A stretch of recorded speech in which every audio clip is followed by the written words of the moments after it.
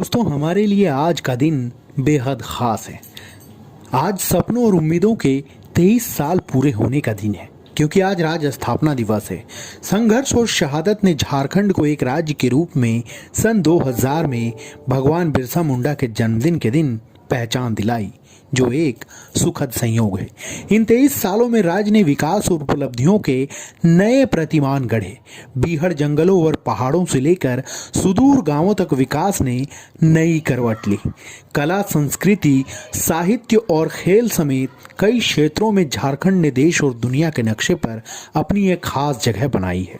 आज के इस वीडियो में जानिए इतने सालों के सफर में झारखंड में कौन कौन से बदलाव आए। नमस्कार, मैं प्रदीप अर्जुन महतो हाजिर हूं लेकर झारखंड की बात। झारखंड की बात में आज होगी बात उन बदलावों के बारे में जिनके दम पर झारखंड खुशहाल होते हुए आगे बढ़ रहा है। स्वास्थ्य की स्थिति में हुआ सुधार।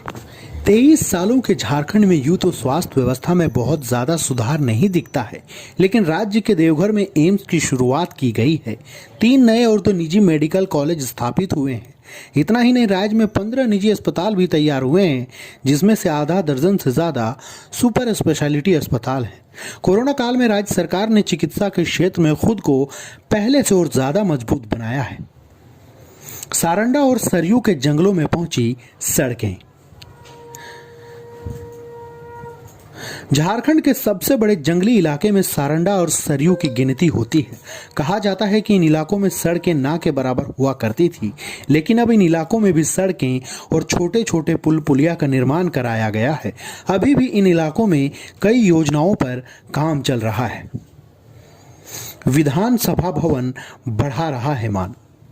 राज्य स्थापना के बाद से झारखंड का अपना कोई विधानसभा भवन नहीं था।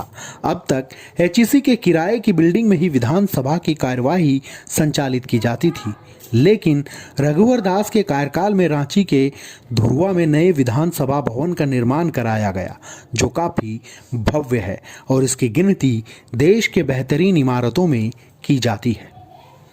कई नए शिक्षण संस्थानों की हुई स्थापना। 23 सालों के झारखंड में शिक्षा के विकास पर भी काफी काम किया गया। इस दौरान रांची विश्वविद्यालय से विभाजित होकर कोल्हान विश्वविद्यालय और नीलांबर पीतांबर विश्वविद्यालय की स्थापना हुई। केंद्रीय विश्वविद्यालय, IIM, IIIT, सेंट्रल यूनिवर्सिटी, रक्षा शक्ति विश्वविद्यालय, डॉक्टर श्यामा प्रसाद मुखर्जी विश्वविद्यालय, विनोद बिहारी महतो कोयलांचल विश्वविद्यालय और जमशेदपुर में महिला विश्वविद्यालय के साथ ही पलामू, जमशेदपुर, रामगढ़ में नए इंजीनियरिंग कॉलेज और चतरा, गोड्डा, जामताड़ा, हजारीबाग, खूंटी, पलामू, लोहरदगा व गिरिडीह में नए पॉलिटेक्निक कॉलेज खोले गए। अब विदेश पढ़ने जा रहे हैं गरीब आदिवासी छात्र। साथियों, झारखंड में आदिवासियों की जनसंख्या अन्य राज्यों की तुलना में ज्यादा है और SC/ST छात्रों को उच्च शिक्षा के लिए अब विदेश भेजा जा रहा है। मैट्रिक पास करने वाले सभी बोर्ड के विद्यार्थियों को सहायता राशि दी जा रही है। इतना ही नहीं, UPSC की प्रारंभिक परीक्षा पास करने वाले अभ्यर्थियों को तैयारी के लिए वित्तीय मदद और युवाओं को रोजगार से जोड़ने के लिए 50,000 से लेकर 25 लाख रुपए तक का लोन दिलाया जा रहा है। महिलाओं को बनाया जा रहा है और सशक्त। दोस्तों, झारखंड राज्य में महिलाओं की पैच। दोस्तों, झारखंड में महिला सशक्तिकरण पैच। दोस्तों, झारखंड में महिला सशक्तिकरण पर हर सरकार का शुरू से ही जोर रहा है। इसके तहत हर सरकार काम करती रही है। मुख्यमंत्री कन्यादान योजना के तहत 72,000 वार्षिक आय वालों को 3,000 रुपए की सहायता दी जा रही है।